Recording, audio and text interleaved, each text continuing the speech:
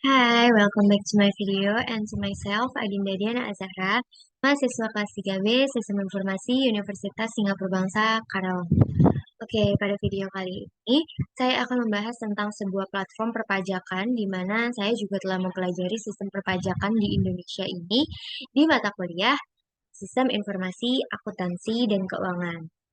Oke, pada kali ini saya akan menjelaskan sebuah platform perpajakan yang bernama situs layanan cek pajak bumi dan bangunan Kabupaten Karawang.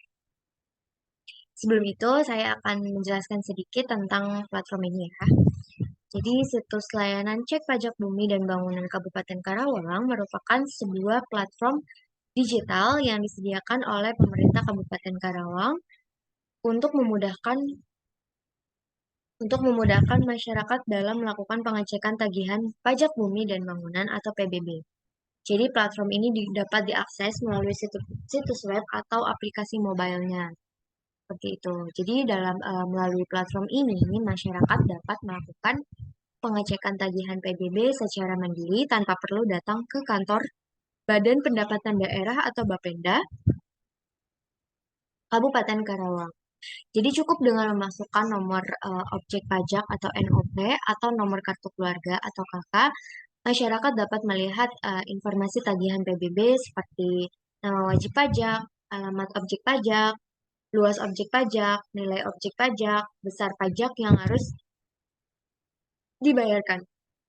Nah, selain itu, masyarakat juga dapat melakukan pembayaran PBB secara online melalui platform ini. Pembayaran dapat dilakukan melalui berbagai metode pembayaran, seperti transfer bank atau pembayaran digital lainnya. Nah, jadi ini benar-benar sangat memudahkan sekali ya buat masyarakat Karawang karena tidak perlu repot-repot untuk pergi keluar rumah untuk membayar pajak. Gitu. Platform situs layanan cek pajak bumi dan bangunan Kabupaten Karawang merupakan salah satu upaya pemerintah Kabupaten Karawang untuk meningkatkan kepatuhan masyarakat dalam membayar PBB.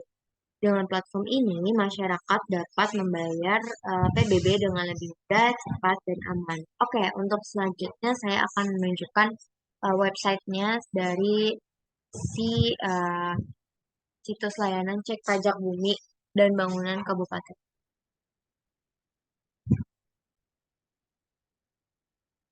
Nah, ini merupakan tampilan website dari si uh, situs layanan cek pajak bumi dan bangunan Kabupaten Karawang ya, teman-teman. Di sini ada websitenya cek pbbonline.karawangkap.go.id. Begitu. Nah, di sini tampilannya seperti ini. PBB Kabupaten Karawang, portal layanan pengecekan dan pembayaran pajak bumi dan bangunan atau PBB Kabupaten Karawang. Nah, di sini kita dikasih dua pilihan ya antara cek tagihan atau bayar PBB. Ini juga ada halaman berandanya, ada home-nya. Terus ada halaman cek status, panduan pembayaran, dan SPPT. Ntar kita akan bahas semuanya satu-satu. Nah, untuk cek tagihan kita cek dulu. Ini kita langsung masukin aja NOP-nya berapa. Terus nanti kita langsung cek data dan akan keluar data-data kita dan serta besar pajak yang harus dibayarkan berapa. Nah, setelah mengetahui informasi tagihan PBB, masyarakat dapat melakukan pembayaran melalui metode pembayaran tersedia. Di sini ada KRIS dan juga virtual account. Di sini KRIS-nya bisa lewat dari m-banking ya, atau dari layanan fintech juga ada dari OVO, GoPay, Dana, Link Aja atau ShopeePay. Terus kalau mau lewat virtual account juga bisa banget. Di sini lewat m-banking. Ada dari BSI, BRI, Jenius, Mandiri, BCA, BJB, BJB juga bisa. Kayak gitu. Terus untuk selanjutnya, kalau kita melakukan pembayaran, pembayaran tagihan PBB, di sini kita pasti mendapat kode transaksi. Untuk apa? Nah, kode transaksi ini digunakan untuk mengecek status pembayaran kita itu udah sampai mana gitu. Apakah sudah lunas atau kan melakukan macet di mana gitu kan.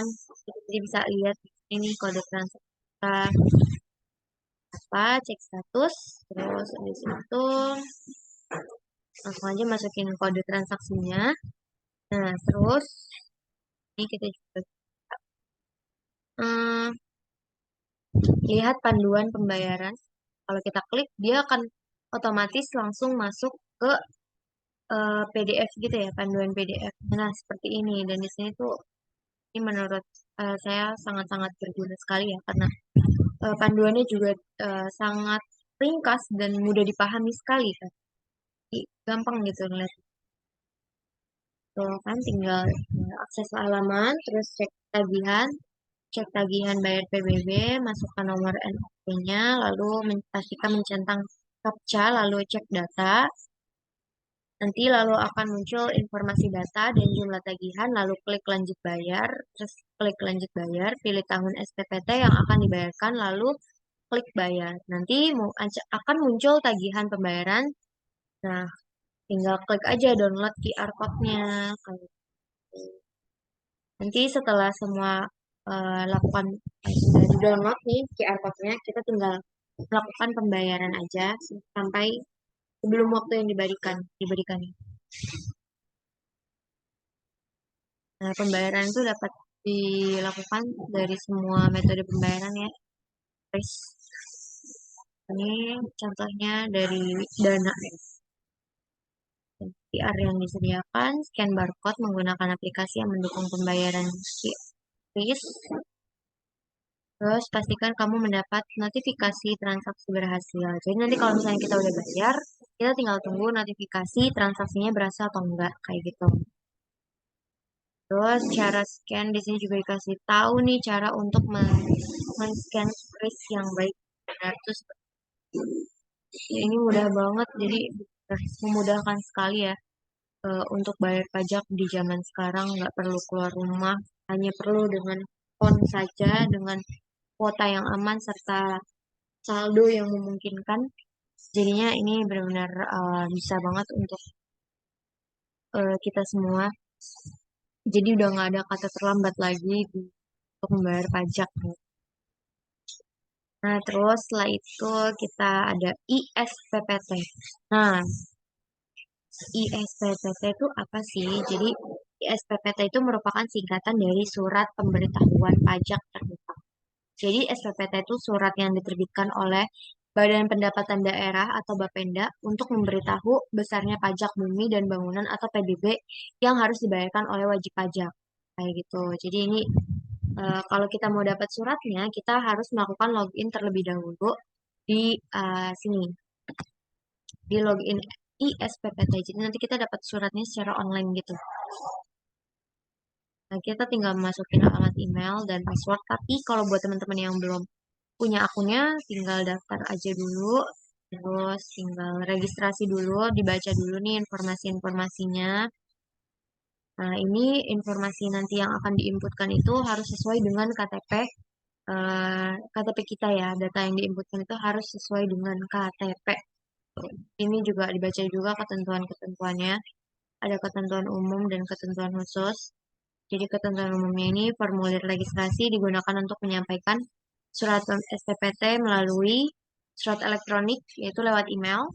Terus penyampaian SPPT PBB melalui email disamakan dengan SPPT PBB yang dicetak massal. Jadi isinya sama aja, bedanya hanya dikirim lewat email, jadi digital, nggak berbentuk fisik.